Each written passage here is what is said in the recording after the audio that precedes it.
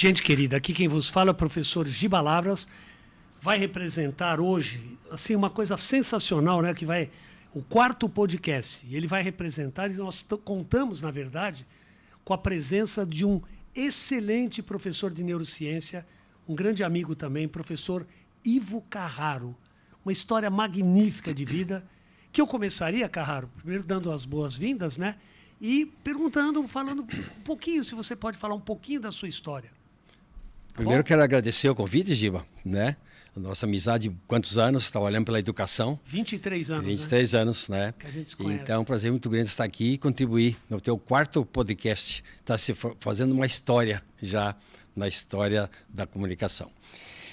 A minha história, Giba, é uma história simples, né? Eu nasci no interior do Paraná, numa cidade chamada Rio Azul. Rio Azul? Rio Azul, Paraná. E aí eu vim para Curitiba, com uns 10 anos de idade, para que a minha mãe dizia, vai para Curitiba estudar. Né? Olha, aí já começou a palavra de estudo. Então eu fiz isso. Então isso é comum, as pessoas saírem do interior e vir para Curitiba para estudar, e foi o que eu fiz.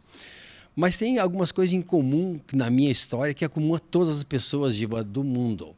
Do mundo? Do mundo. Para você construir uma história, você tem que ter uma base psicológica antes disso. Nós, os humanos, as crianças nascem por força para atender um desejo dos pais, sim, das mães e pais. E as crianças nascem com essa questão de atender um desejo. É assim, feliz daquele que nasce para atender um desejo de pai e de mãe. E assim foi. No nascimento de todo ser humano é assim. E até os 2 anos de idade, Giba, há um fenômeno interessante biológico, que a criança chama-se infância. Não anda e não fala. Infância. Isso leva 2 anos, depende da mãe totalmente. Então, para construir uma história de vida, vamos depender dessa base. E quem nos ensina a falar até os 2 anos de idade é mãe, pai, né, por aí. Aos 2 anos acontece um fato interessante. É uma coisa linda, né? 2 anos é um fenômeno, eu chamo de segundo nascimento. O primeiro é aquele biológico. Sim. E o segundo nascimento com 2 anos de idade. Uma ocasião, Giba, me perguntaram qual uma idade ideal para mandar uma criança para a escola. E eu disse 2 anos de idade. E me perguntaram por quê? Porque com 2 anos a criança anda e fala. É o fato de sair de casa, né, para ir para a escola. Causa um pouco de ansiedade para a mãe, né, porque a criança sai de casa, e o filho também. Mas a partir de 2 anos começa a construir a sua própria história. E assim foi comigo, como todo ser humano sai para construir a sua história, como você construiu a tua história, com lembrança da sua mãe que ficou, né?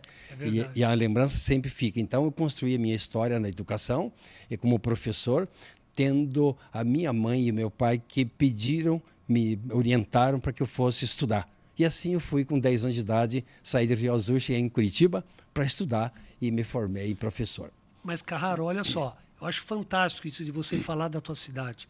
Rio Azul, que alguns vão falar, eu conheço, outro não conheço. Sim. E as pessoas às vezes ficam com vergonha de falar a origem. Certamente. Você não acha que é fundamental falar de onde veio, para retratar depois toda a carreira?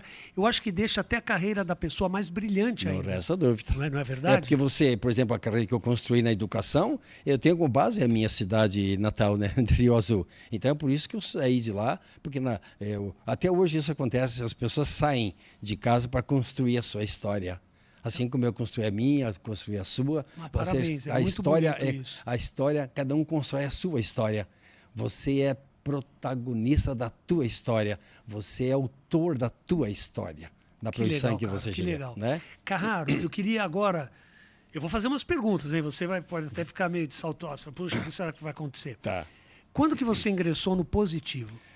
Faz um certo tempo já. Vamos pensar um pouco aí. No curso, há 23 anos. Né? Que é o que eu conheço, conheço desde essa época. Mas eu estou no Positivo desde 1976.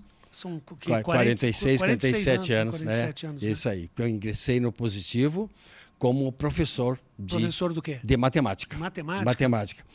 É que na minha história, Giba, os alunos sempre, muitos deles, inclusive você, é professor de Química, e muitos alunos vão ser professor de Química por influência sua. Nós os professores, temos essa característica de uma referência. Sendo referência. E eu tive um professor que foi minha referência, chama-se Manuel Luiz da Silva. Manuel Luiz da Silva. Ele era meu professor no início da minha história, de matemática numa escola à noite, e eu pensei comigo, vou ser professor de matemática igual ele. É isso que eu quero ser. É isso que eu quero ser, né? Então, eu fui ser professor de matemática porque o José Luiz foi o meu referencial. Eu queria ser um professor igual a ele. E estudei matemática. E fui no Positivo, entrei no Positivo como professor de matemática também. Fui professor do Cefet, que hoje é a Universidade Tecnológica, como professor de matemática também. A matemática ela é fantástica também, né? É, a matemática da lógica da vida. Lógica da vida. A lógica da vida. Então, sempre eu associo a matemática com os fenômenos da vida. A vida tem uma certa lógica.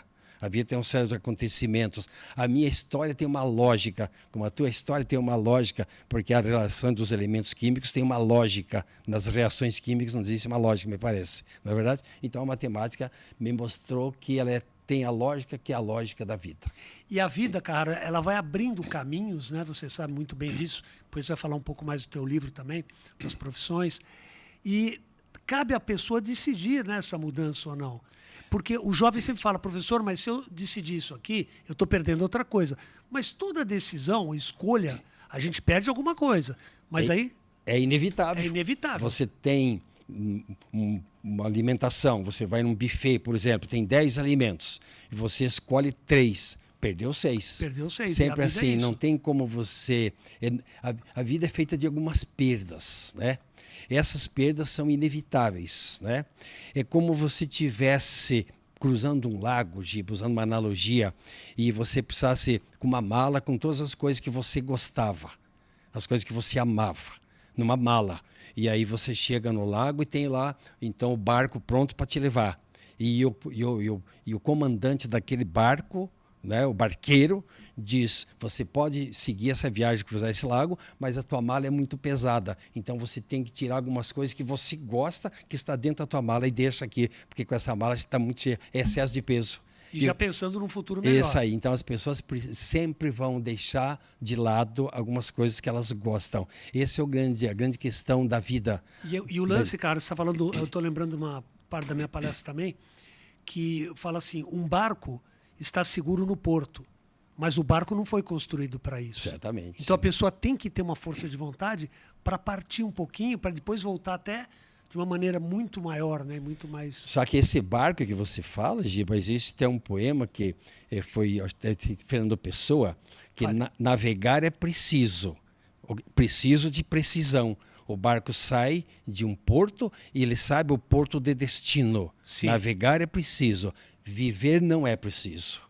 Porque você não tem muita precisão onde você vai chegar. Você tem apenas uma hipótese aonde que você quer chegar. O porto da vida você constrói. Por isso cada um constrói a sua história. Aonde que o seu barco vai aportar para que você possa, naquele porto, você possa construir a sua história. Enquanto isso, a inteligência também, várias coisas, né, cara? A inteligência se desenvolve pelas experiências de vida. Aquela criança que nasceu do desejo de mães e de pais. A criança, ela não nasce humana, nasce com potencial de ser humano.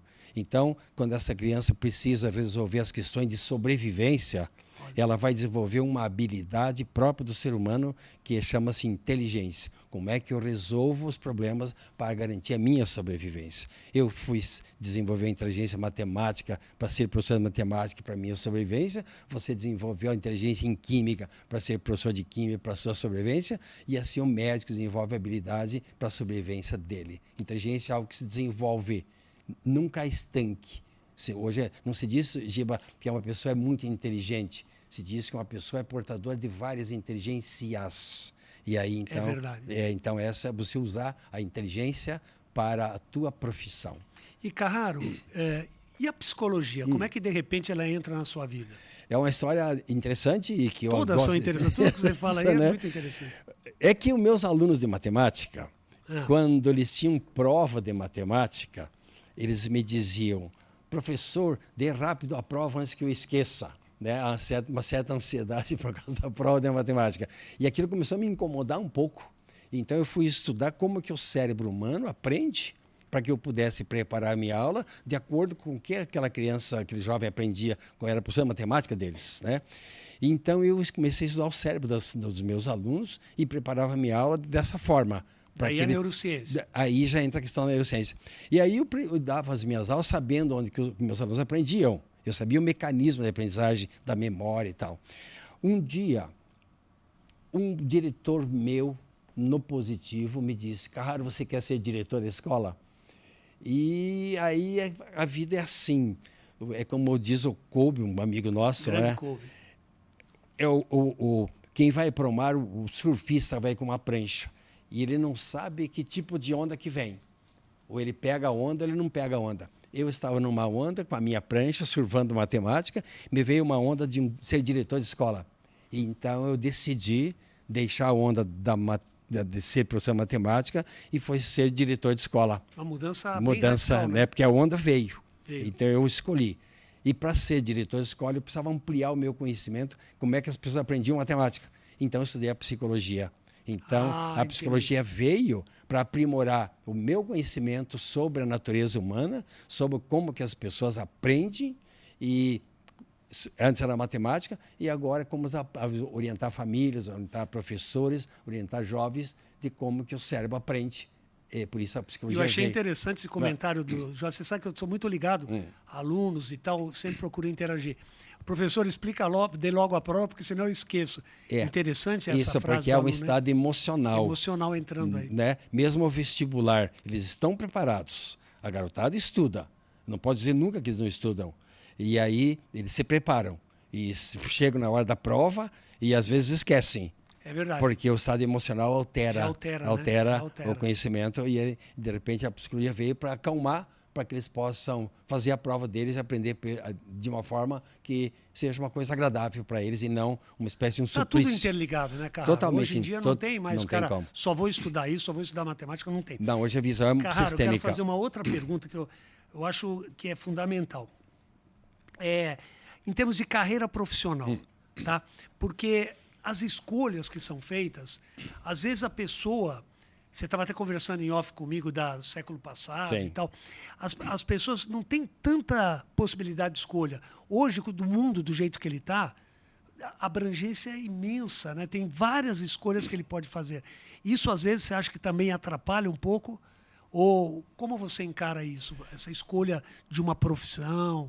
Primeiro, Giba, se me permite, precisamos tranquilo, saber o que seja uma profissão. Boa pergunta. Né? O que é uma profissão? Né? A neurociência é muito taxativa, ela é lógica, conceitua a profissão numa linha só. Ela diz que profissão é uma atividade prática onde as pessoas aplicam a inteligência delas. Porque a inteligência, aquela habilidade que elas desenvolveram ao longo da vida delas. Por isso a história de vida de cada um. Então, se ao longo da vida, pelas experiências de vida, da prática, desenvolver uma inteligência ligada com matemática, por exemplo, a neurociência é muito lógica. Ele diz, procure uma profissão onde possa usar a tua inteligência em matemática. Você vai aplicar o teu talento em matemática numa profissão. E qual a profissão que usa muita matemática? Engenharia. Sim, sim. Tem um detalhe interessante, Gibe, é que eu vejo na minha prática profissional. Alguns pais se equivocam e alguns filhos também se equivocam na escolha da profissão. Porque o pai diz, a minha filha ou meu filho gosta de matemática, então vai para a engenharia. Não necessariamente. Ele pode gostar de matemática, mas não ser engenharia a profissão dela. Mas a engenharia usa matemática e física bastante. Por experiência de vida, uma pessoa desenvolve uma inteligência ligada com biologia e química, por exemplo, que é a tua área, uma das tuas áreas. Então, qual é a profissão que utiliza biologia e química?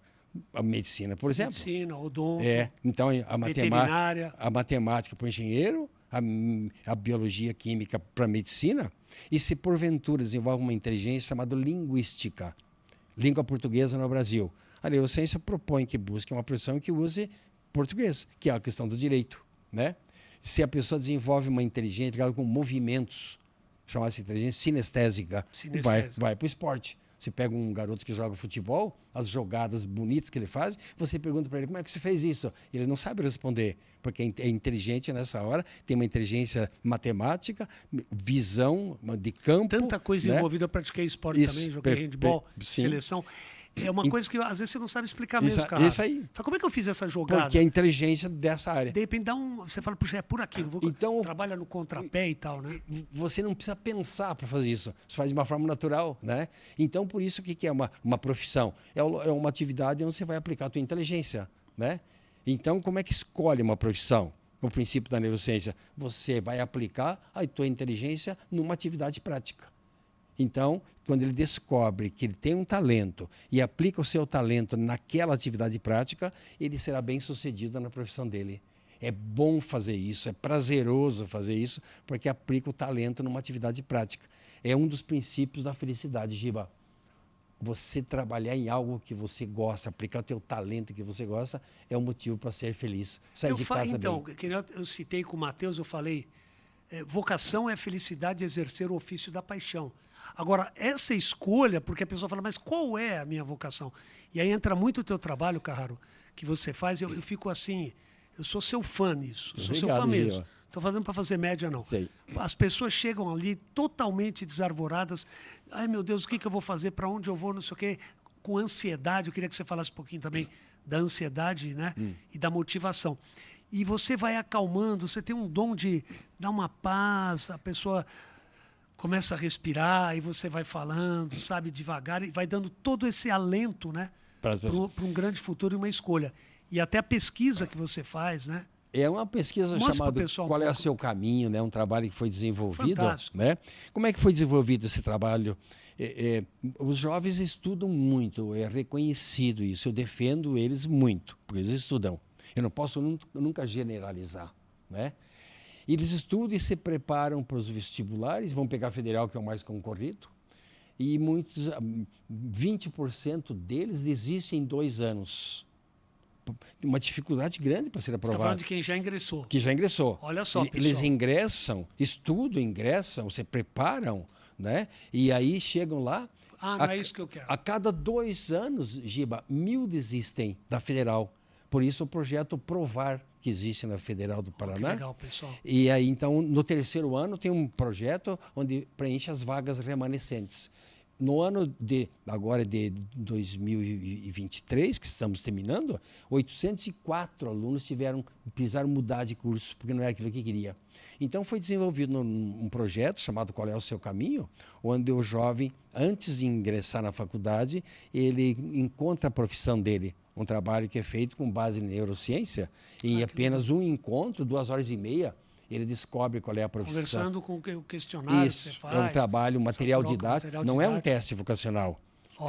Porque eu sou um pouco resistente à palavra teste vocacional. Por quê, Carraro?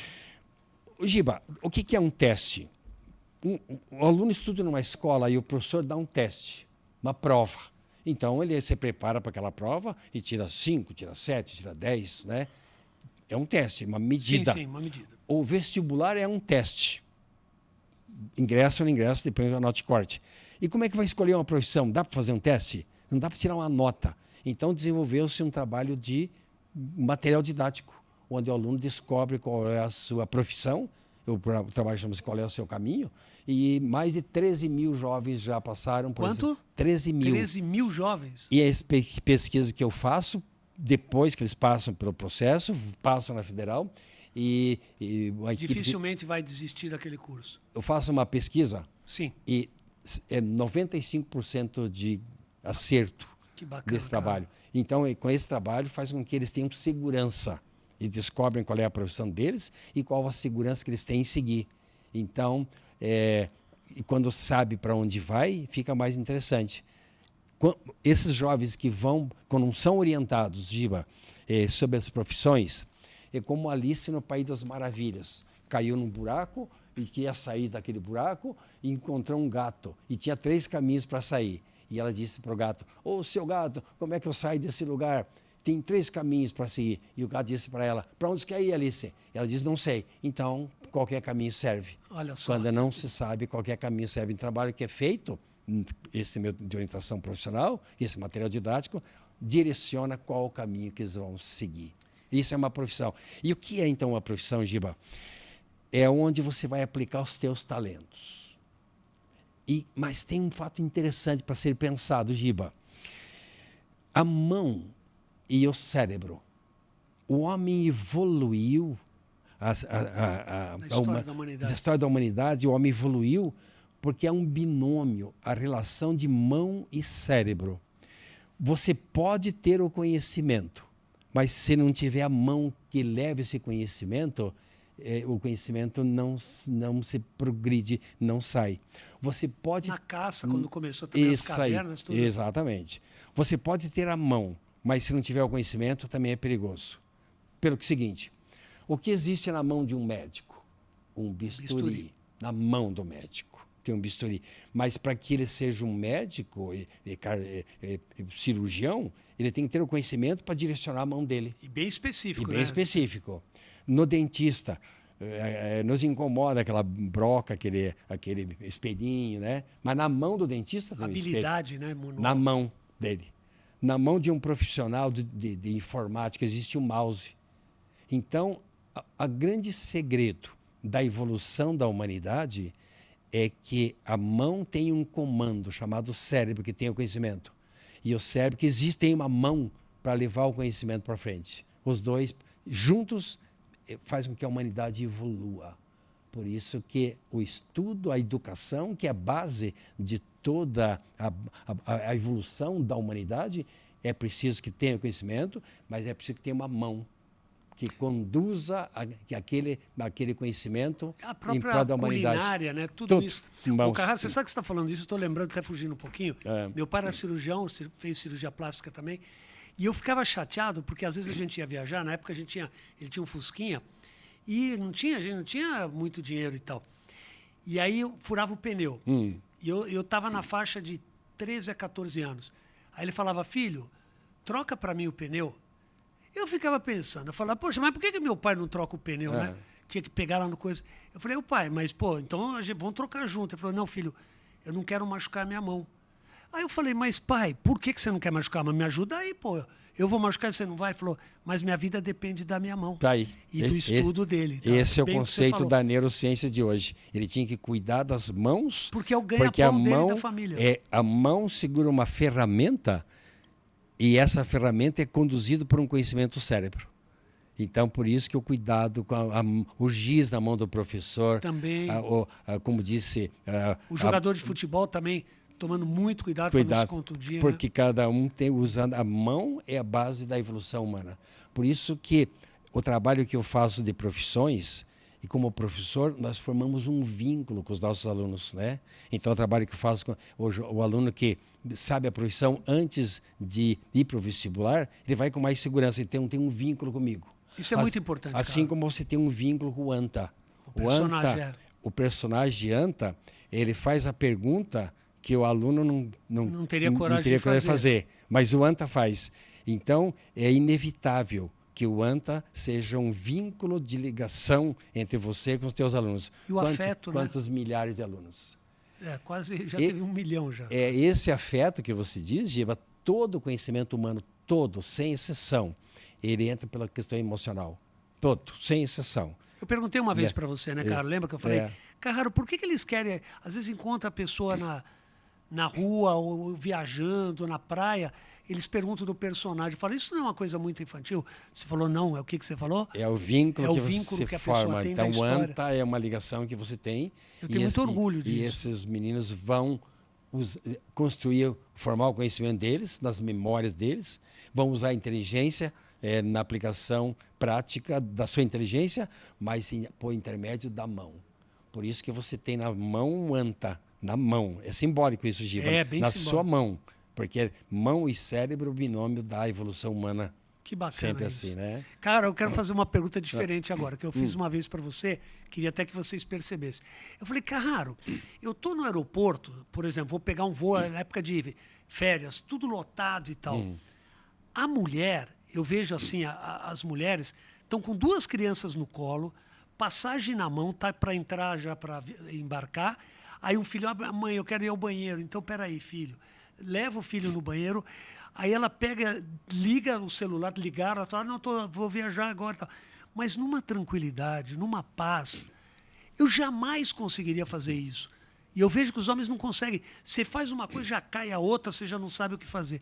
Tem alguma explicação isso? Por que as mulheres têm uma capacidade, além da beleza, da ação, de tudo, mas mulheres, vocês são show. assim, os homens também, mas as mulheres têm, porque vem o lance da mãe também, né? Exatamente. Mas como que elas conseguem? Você dá um exemplo muito legal das gavetinhas, né? Como é que era? É que existe um lado didático para compreender esse fenômeno, né? Desde a evolução da humanidade, né? Então a mulher ela ficava na caverna com o filho e esperando que o marido que trazia, o homem que era o provedor, trazia o alimento. Que saía para caça. Saía para caça, né? Aula do Gaúcho, até nas aulas dele fala muito disso. Então a mulher nessa prática, o cérebro é o que é hoje, o meu cérebro é o que é hoje pela minha prática. Pela prática sempre, Giba. O professor que você é hoje, pela tua prática. Você sabe andar de bicicleta? Pela prática. E não esquece mais. Não hein? esquece mais. Isso é incrível. Natação também. Sabe, natação, prática. Cara, foi tão difícil né? aprender, de repente você está nadando. É uma memória, chama uma memória inconsciente, uma memória emocional, uma memória implícita, porque ela grava e não esquece mais. Nesse processo da evolução humana, então as mulheres ficavam em casa, na caverna, esperando que o pai das crianças, o tutor, ou seja, lá o provedor, trouxesse o alimento. Então ela tinha que cuidar da panela, ela tinha que cuidar do filho dentro da caverna. Ela tinha que olhar os perigos que podiam existir fora da caverna e ela podia ter várias coisas ao mesmo tempo. Então o cérebro da mulher se desenvolveu-se de uma forma diferente do homem. Então existe na consciência da mulher, no cérebro da mulher, na inteligência da mulher, no inconsciente da mulher, no emocional da mulher, algumas caixinhas, didaticamente falando. Então, às vezes, a caixinha dos amigos, a caixinha dos filhos, existe a caixinha do trabalho, existe as caixinhas do mercado, existe a caixinha do dinheiro, né? Então, as caixinhas onde ela coloca didaticamente as suas com a maior tranquilidade. Então, quando uma mulher via lá no aeroporto, ela está usando, abre várias caixinhas ao mesmo tempo. Com o maior prazer e tranquilamente. Ela dá conta de uma forma natural. Os homens, eles têm as caixinhas também, mas é uma característica do homem de fazer uma coisa de cada vez. É impressionante. Né? Espera aí, depois eu faço. É a natureza deles, né? Tanto é que quando, um exemplo, eu me coloco nessa questão, sim. Você está na rua dirigindo o automóvel, o seu som está ligado, né? E aí você precisa ligar o teu GPS. Observe, 3 informações juntas: o dirigir, som e GPS. É meio que natural você desligar o som, porque você, você tem que... 3 coisas juntas, para o homem é demais isso. E a mulher tira de letra. Tira de letra, porque a natureza dela é diferente. Então o homem ele tem essa característica de uma coisa de cada vez. Quando os homens vão fazer comida, então eles fazem primeiro uma comida, depois faz a outra, depois a outra e assim por diante. Se o marido leva os filhos passear no shopping, é bom tomar alguns cuidados, porque se ele leva 2 filhos, tem dificuldade de cuidar dos 2, porque cuida um de cada vez, porque é uma coisa de cada vez. É próprio do homem fazer isso. Então ele tem uma caixinha, onde ele está dentro daquela caixinha para se desestressar. Então o homem estressado se fecha naquele lugar vazio e se fecha naquela caixinha para resolver como é que resolve os problemas, né? Então o homem inquieto está numa caixinha pensando como é que resolve o problema. Às vezes querem colocar algumas questões lá que ele não gosta, sogra dele ou coisa parecida, naquela caixinha, mas é uma coisa de cada vez. A terapia, por isso que predomina nos consultórios de terapia as mulheres, porque as mulheres abrem as caixinhas para o terapeuta e falam de tudo aquilo que causa sofrimento nelas. Elas abrem, elas verbalizam, por isso que se diz que as mulheres falam muito, porque a terapia, Freud surgiu disso, né, da psicanálise. Então as mulheres, para se desestressar, elas abrem as caixinhas delas, né, e falam. E depois termina a sessão, termina o amigo, as amigas, né? É importante os amigos que escutam a mulher falar. E na escuta ela se desestressa e se acalma e diz: muito obrigado por ter me escutado. É que elas abriam as caixinhas e falaram de tudo aquilo que incomodava. E os homens, quando estão estressados, entram na caixinha e ficam quietos. E aí, para tirar a coisa ali é difícil. Muito difícil, porque está se desestressando, né? Por isso que, então, as mulheres falham várias coisas ao mesmo tempo, porque a natureza do cérebro delas é assim. Que bonito isso, né? É para entender a natureza humana. Então, cada um constrói uma história, como você me perguntou no início hoje. A história que eu construo, a história que você constrói, a história que sua mãe construiu, ou seu pai como cirurgião construiu, a história da minha mãe, cada um constrói a sua história, mas tem que ter essa base psicológica, de base da família. A base, princípio, tem que ter sido desejado. É feliz a pessoa que foi a criança que foi desejada para vir a este mundo e que tem o suporte da mãe. Um dia me disseram, Giba, sobre a mãe, né? Qual é a importância de mãe? O que eu diria para as mães? Livros e livros são escritos sobre mães, mas uma palavrinha só. Mãe passa segurança para os filhos. Segurança. Que né? legal isso. E por que a segurança? Porque na caminhada de vida deles, na história de vida deles, eles têm que ter uma segurança. Que segurança é essa? É o colo de mãe. Nem tanto a palavra de mãe, mas é o colo de mãe. E o pai protege dos perigos. Então, Cid, cara, eu lembro isso que você está falando agora, eu lembro que eu já assisti várias palestras suas. Você, ministrando uma palestra, você mostrava uma foto que o menino, começou a ir para a escola, né? E aí não queria ficar, chorava e tal. E ninguém conseguia controlar. Mas você pode lembrar disso aí? O que acontecia? É que uma criança, quando sai aos 2 anos de idade, que é o segundo nascimento, como começamos o nosso podcast de hoje, a criança sai com uma certa insegurança, porque a mãe é um lugar de segurança. E isso perdura sempre, a vida inteira. Tanto é que quando nasce uma criança e o médico corta o cordão umbilical, a criança perde o continente. Mas o médico coloca a criança no colo da mãe. O cordão umbilical que se cortou lá na realidade, no nascimento, esse cordão se forma novamente com o olfato da mãe, o olhar de mãe. Então não se pode nunca dizer para as mães, corte o cordão umbilical. Isso é impossível, porque não tem como cortar, porque é simbólico, é algo que une. Então, quando as crianças saem de perto também para ir para a escola, como você me perguntou... Porque era muito bonito isso. Elas ficam inseguras. Então, deixaram um lugar de segurança, foram para um lugar de insegurança, né? E para que elas... Então, elas não têm uma autonomia, assim, eu vou decidir agora? Tá? Não. Então, informação da história delas, né? Então, o que acontece uma criança quando chora na escola? A professora liga. Liga para quem? Para a mãe. Para a mãe, é verdade. E a mãe, então, sai toda... Porque a filha dela, o filho dela está em perigo, está chorando, está ansioso. Quando a mãe chega, então, ela abraça a mãe. Isso é incrível. Aí encontra a segurança de novo. E para de chorar. Para de chorar. Então, como é que se resolve isso? Muito bonito. Como é que a criança, foto linda disso. Como é que a criança resolve essa questão? A mãe não pode sempre acompanhar a criança que está chorando na escola. Ela tem que construir a sua história, como foi o início do nosso encontro de hoje. Então, o que a criança faz? Leva uma roupa de mãe ou leva uma foto de mãe. Ou até o lance do bichinho também. Ursinho de pelúcia, bichinho de pelúcia. Bichinho. É o cheiro de mãe. E é tão bonitinho, ela vai carregando. Ela vai carregando, porque sai no lugar de segurança, que é a mãe, e vai para o lugar de insegurança, que é a realidade, que é o mundo. E então ela tem que ter essa segurança. Por isso que as mães acompanham os filhos ad eternam. Eu não posso... Quando eu estou inseguro na vida, queira ou não, de quem nós lembramos? Liga para a mãe. Liga para a mãe. Até um fato muito curioso, já que você está falando legal, sobre isso. Os pais trabalham e compram apartamento e compram as casas, né? E aí os filhos dizem para os amigos, vamos lá em casa almoçar, vamos lá em casa estudar. Aí os filhos saem para construir a história deles. Sim. Vão estudar fora. Sai de Rio Azul. Saiu de Rio Azul e saiu, foi estudar, ou sair de casa para construir de família. E depois, no domingo, aonde que eles vão almoçar? Na casa da mãe. Da mãe. Eu tenho uma filha que um dia me disse, o pai me ligou, né? Você vai almoçar na casa da mãe hoje? Digo, se ela me convidar, eu sou capaz de ir.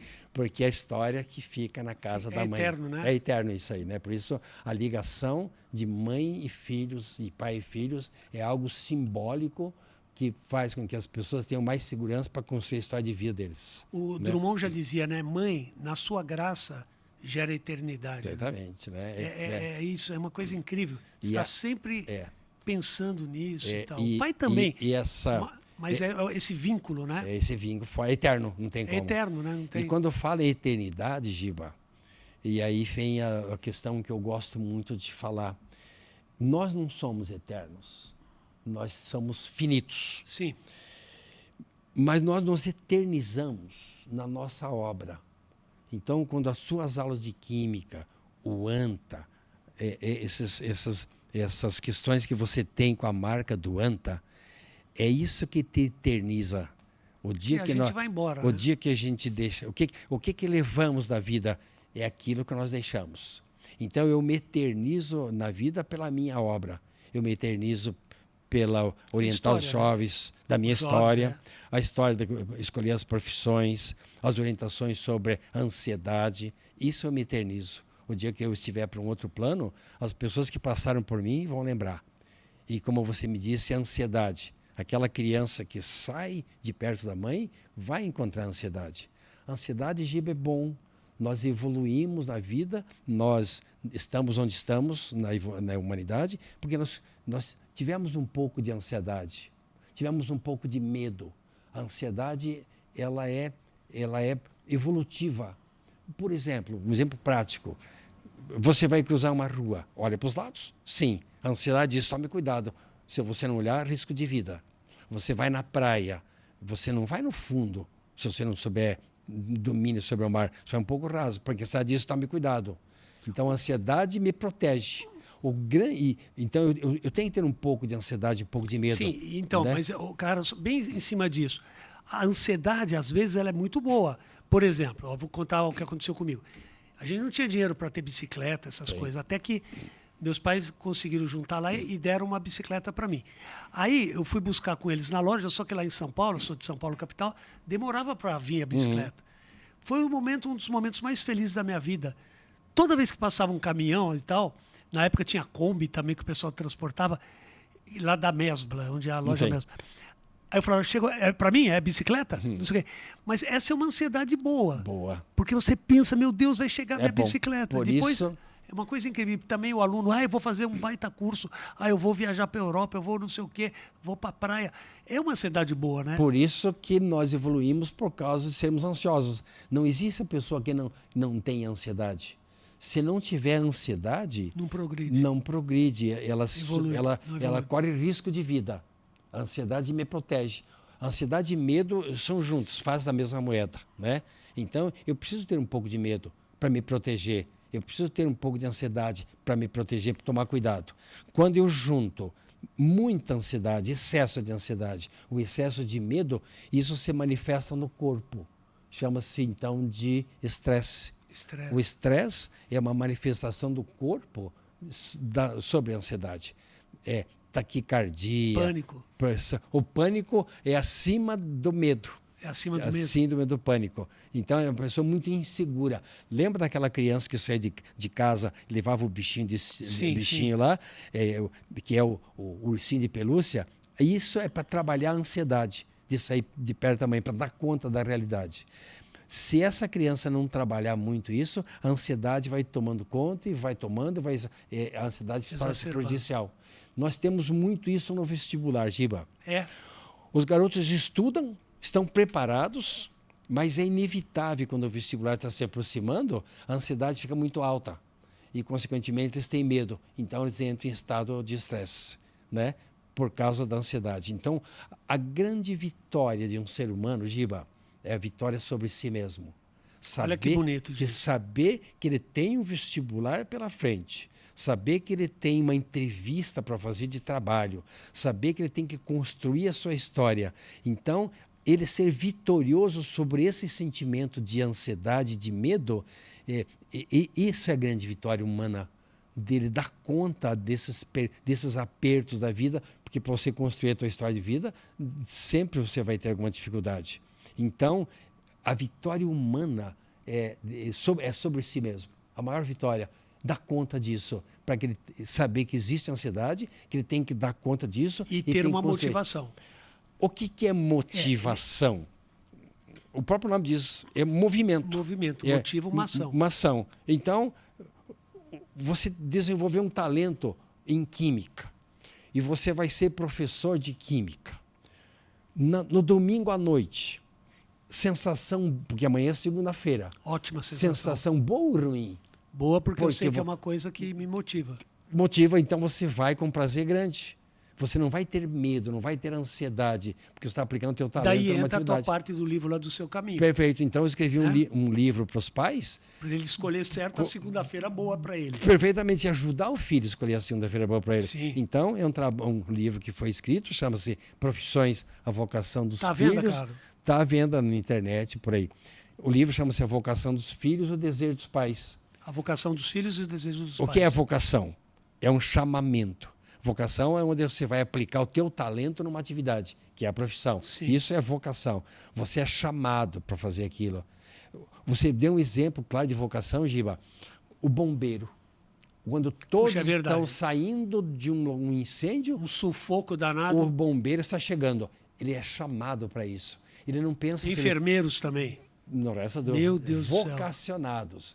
O médico que sai de casa para atender o Médico. paciente dele, lembra da mão e do cérebro? Lembra da mão? Ele sai para fazer isso com prazer. Vocação. Vocação é um chamamento, como vocês falam na palestra lá.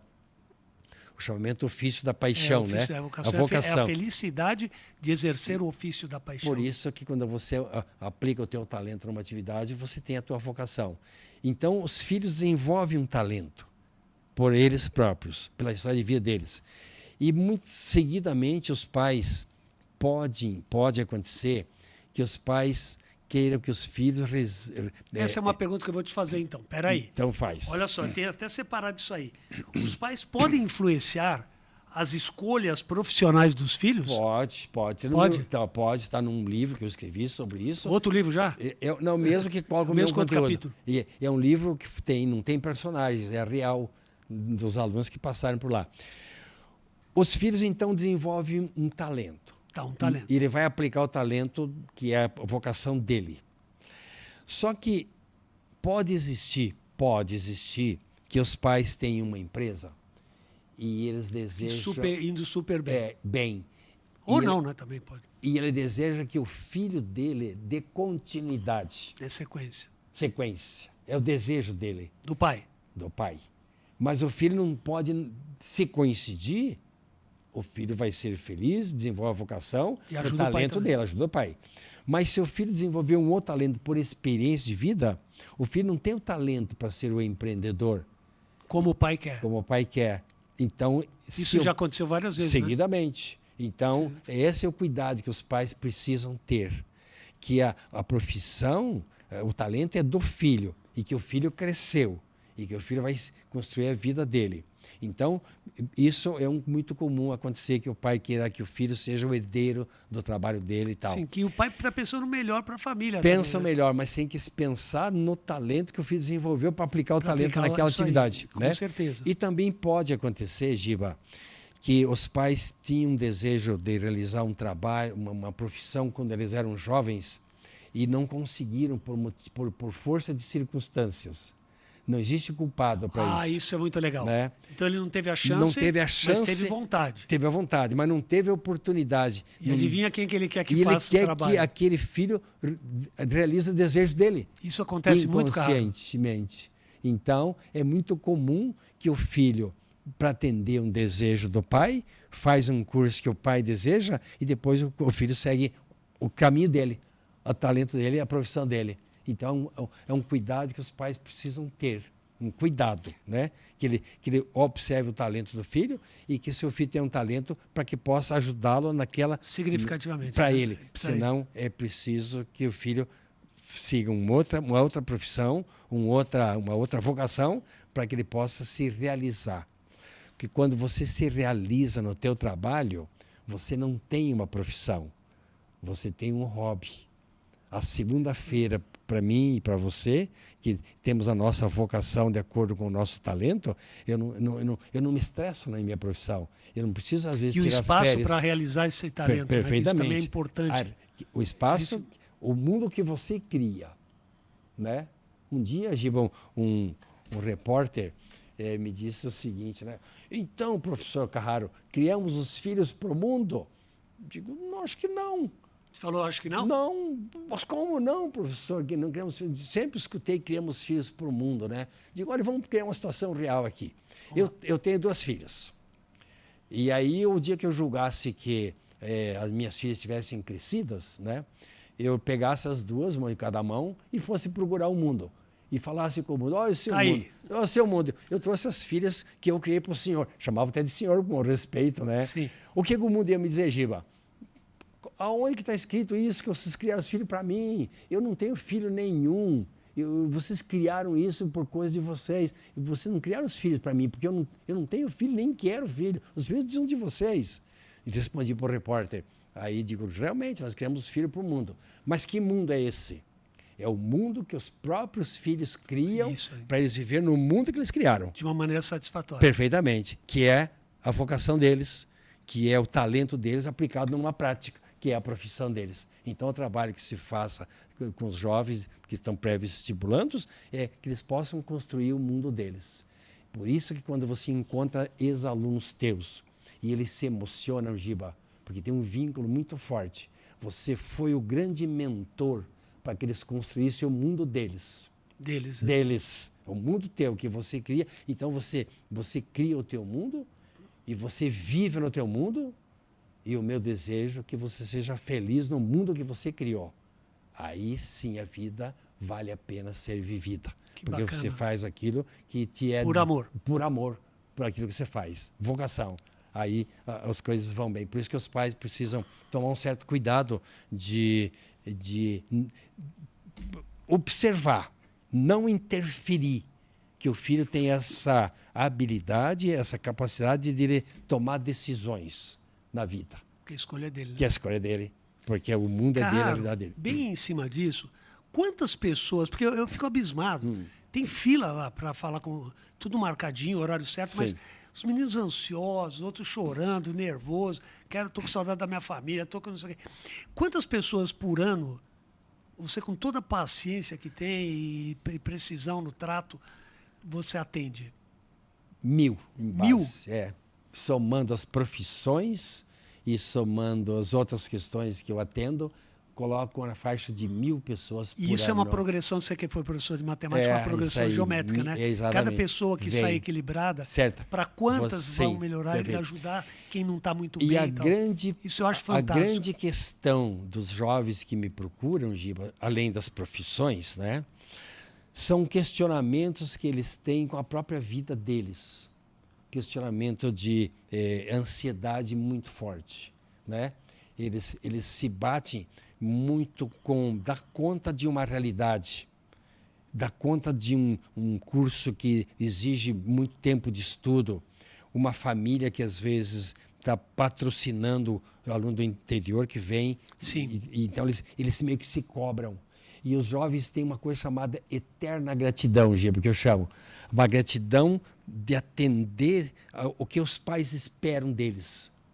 Porque é um fato curioso das pessoas que eu atendo, Giba, que quando nasce uma criança, e isso, nós passamos por isso, os pais têm uma expectativa sobre os filhos. Sempre. Esses dias eu estava vendo um jogo de futebol e tem um jogador chamado John Kennedy. Né? Muito bom jogador. Então, quando os pais colocaram o nome de John Kennedy, o que eles imaginavam? Qual a expectativa dos pais? Do Fluminense, né, esse jogador. Isso.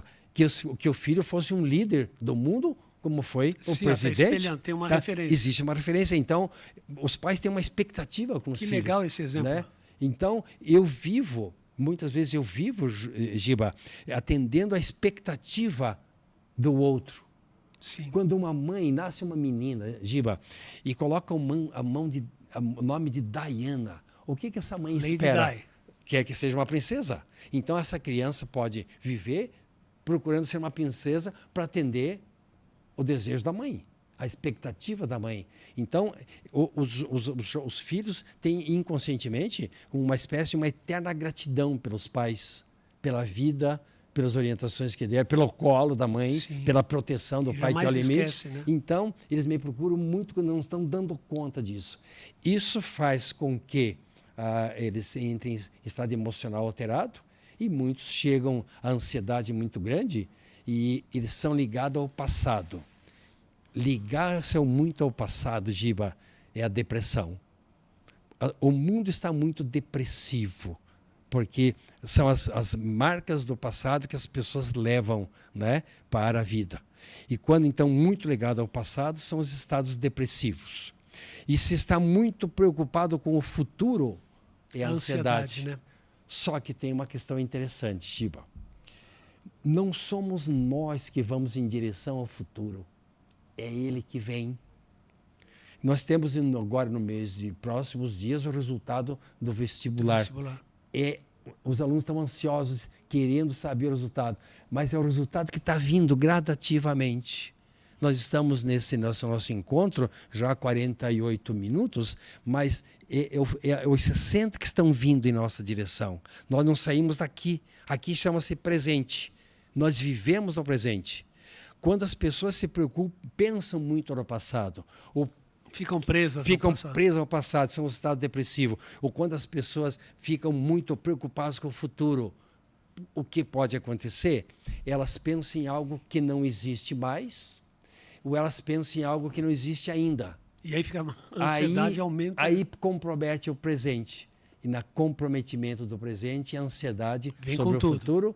Essa ansiedade é medo, o medo é pânico, e elas se fecham em si. E aí voltam para o passado, fechadinho, numa gaveta, num local chamado depressão.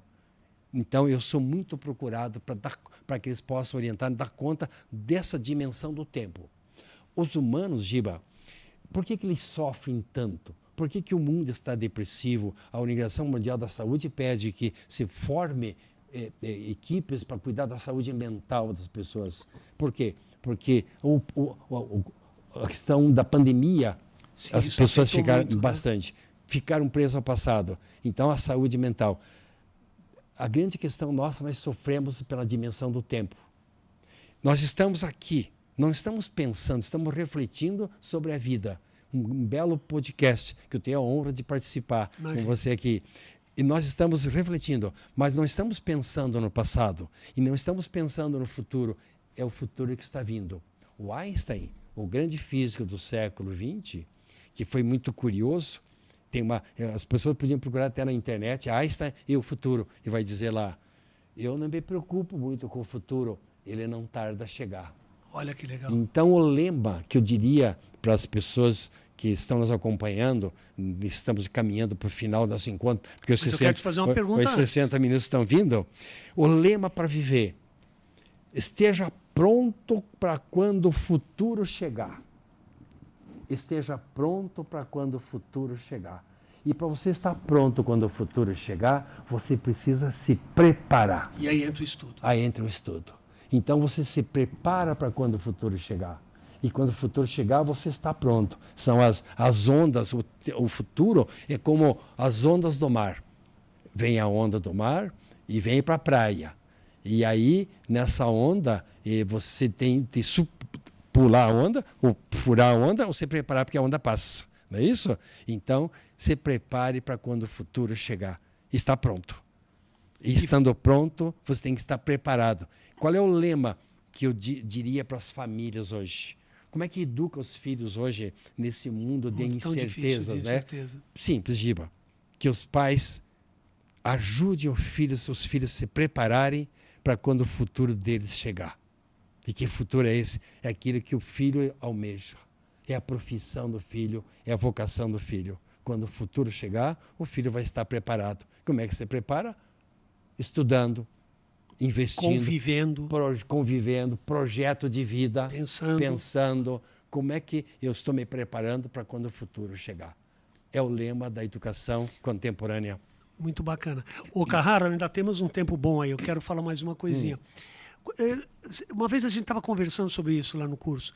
A diferença na postura tanto dos pais, até coloquei aqui diferenças significativas, né? Na escolha do pessoal do século XX e o século XXI. Isso eu acho importante você falar para o pessoal, bacana, né? O século XX, vamos começar a contextualizar o século XX. O século XX, Giba, foi um século totalmente diferente dos demais. Sim. Todos os séculos começaram de um jeito e terminaram de um jeito diferente. O século XX. Então, os séculos começaram de uma forma e terminaram da mesma forma. Não mudou muito. Mas o século XX ele começou de um jeito e terminou de um jeito totalmente diferente. Vou te dar alguns exemplos. Falei. Santos Dumont, 1905, por aí. Andava aquela geringonça chamada 14 bis, mas no década de 1970, o homem chegou na Lua. Mas foi no século XX que começou o 14 bis. A questão da Seria a evolução, né? em 50 anos, século XX, né?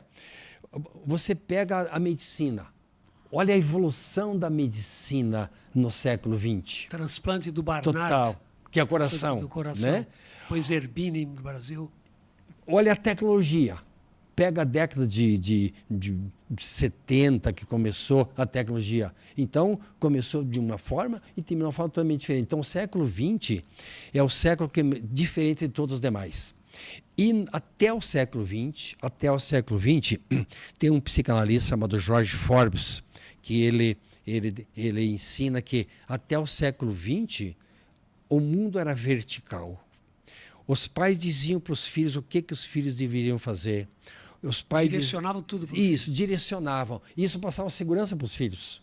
Os pais diziam onde que o filho deveria estudar. Ele pensava, nem preciso escolher, já está encaminhado. Então, já estou encaminhado. Isso era vertical. Então, eu tinha o pai era uma função, o professor tinha uma função, o diretor da empresa tinha uma função vertical, o padre, o pastor. Tudo bem determinado. O Estado determinado. Então, até o século XX, eu sabia, eu faria o que os outros, o que o sistema determinava. Com a vinda da internet, no ano de 1980, o mundo se ficou, o www, que é a rede, transformou, como diz George Forbes, o psicanalista. Numa velocidade estonteante. E horizontal. Hoje é tudo em rede. Então, a grande mudança no século XX, que perdeu-se aquela verticalidade, e hoje o 21 é horizontal. Então, hoje você tem uma infinidade de possibilidades na tua frente, que é o século XXI, e você precisa escolher. E você não... Imagina as opções. As né? opções que tem.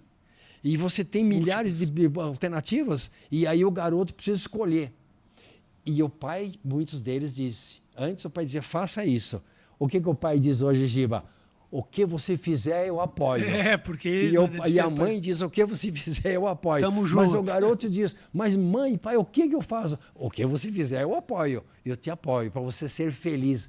E a grande questão é que ele não sabe o que fazer. Ele perdeu esse referencial.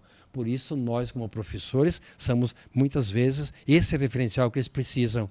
O trabalho que fazemos sobre... Por isso que a gente tem que preparar tudo com muito cuidado. Muito né? cuidado, porque eles têm, em nós, professores, Giba, o referencial que eles perderam no século XX. O pai hoje, a função de pai é totalmente diferente do século XX. O pai hoje é diferente, ele se veste como filho, ele fala como filho, mas o filho queria ter aquele pai, muitas vezes ele volta, mas pai, o que eu faço? Né? É comum escutar isso. Então, os jovens que me procuram, é essa grande questão. O que eu faço nesse mundo horizontal? Como é que eu sigo essa minha caminhada? Como é que eu construo meu projeto de vida nesse mar de possibilidades? É insegurança. Então, vivemos hoje um mundo de insegurança. Por isso que os pais precisam preparar os filhos para dar conta dessa insegurança. Então, é o trabalho que nós fazemos de profissões para que tenha segurança. Toda essa assessoria que você dá. Por isso que o século XXI é o século do mundo horizontal. Bacana isso. Então, hoje é a nossa função. Nós vivemos no século XX. Nossa geração é muito rica, porque nós vivemos no século XX e vivemos no século XXI. E nós temos como passar segurança para eles. Então, você como professor de química, eu como psicólogo, orientar a ansiedade deles. Por que surge a ansiedade nos jovens de hoje muito? Porque eles buscam essa segurança que não tem no mundo horizontal. E o grande cuidado que precisa ter, que muitas vezes vão buscar segurança em lugares impróprios. E aí complica. Então, esse é o cuidado que tem. Que eles cuidem muito com a internet, que saibam navegar na internet, que se cuide muito com muito celular. Hoje, as pessoas nas famílias pegam o celular e simplesmente não falam, passam mensagem por WhatsApp. Que se cuide um pouco disso. O homem está perdendo a sua humanidade. Está tendo o celular como o ursinho de pelúcia daquela criança. O celular, para muitas pessoas, é a segurança que precisa, né? Então, o Steve Jobs colocou o mundo na minha mão, no meu celular. E as pessoas se apegam muito e esquecem de olhar para o alto, olhar para cima, né? Para ver as possibilidades. De um abraço, isso, né? perdeu-se isso, né? Então, eu ouso até dizer, Giba, que hoje vive-se uma humanidade infantilizada, porque está no celular toda a vida delas. Elas olham para o celular, não falam mais. Não, eu mesmo na escola, não tem o murmúrio de crianças no intervalo, porque elas estão no celular. Então perde um pouco da minha natureza humana, Giba, que é falar.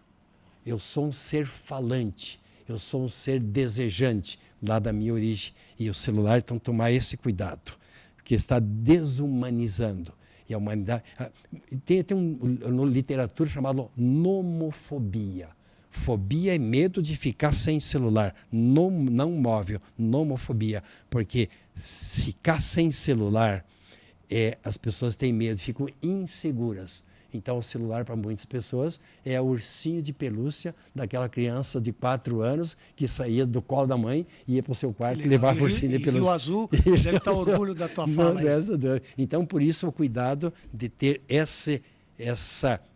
o cuidado com o celular. Esse discernimento de perceber. Não precisa ter, não volta, a verticalidade não volta, mas o cuidado de trabalhar na horizontalidade, não esquecendo os laços simbólicos humanos, o vínculo do Giba com os alunos, o vínculo do ANTA, esse vínculo que o celular não deixa. Caro, muito obrigado, nós estamos quase aí no limite do tempo, mas queria agradecer, se quer falar mais alguma coisinha aí ou não? Eu quero, para encerrar, Gil, agradecer o convite que me foi feito. Foi um prazer grande falar com você aqui. Sempre bem-vindo, cara. Eu queria dizer para os jovens, né, que estão nos acompanhando, as pessoas que estão nos acompanhando, é que você precisa fazer escolhas sempre. O século XXI é o século que você vai precisar fazer escolhas. Então, você vai num buffet e você tem muitos alimentos e você vai escolher os teus alimentos. Mas você se responsabiliza pela tua escolha. Então, você faça as tuas escolhas na tua vida e você se responsabilize por elas. Aí você vai notar que a responsabilidade por a tua escolha, você vai realizar um projeto de vida e você vai se orgulhar de você mesmo. Seja feliz na caminhada, foi para isso que você veio esse mundo. Saiba escolher coisas boas que você possa te ajudar para te dar um suporte emocional muito grande e você fazer sucesso e deixar um legado para as gerações do futuro. Muito obrigado, Carraro. Obrigado, pessoal.